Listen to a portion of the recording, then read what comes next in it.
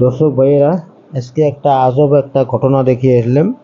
এই আমাকে ওয়ার্দাগিরি কাটলো বাড়ির মধ্যে পানির ট্যাঙ্কির এখানে যা দেখা হল। দর্শকরা সবাই মানুষ দেখি আছে এখনো, মানে একটা লাশ বাহির হয়েছে।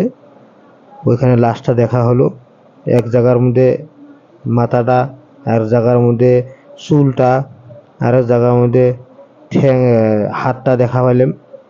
আরো বিভিন্ন ধরনের কাপড় দেখা পাইলাম, আরো এই ধরনের চোখ সিন্ডেল দেখা পাইলাম, ব্যাগ, এগুলা দেখা পাইলাম। এখন মানে দেখি আসলাম আমরা, পাবলিকে দেখি আছে আরো যে এগুলা কি ঘটনা, এটা এখনো বোঝা যাচ্ছে না এটা কেমন কি হলো। এখনো পুলিশ ইনকোয়ারি যাচ্ছে, আজব ঘটনা পরবর্তীতে আপনারা ভিডিওটা পাওয়া যাবে। পুলিশ ইনকোয়ারি হওয়ার পর দেখা পাবে আপনারা।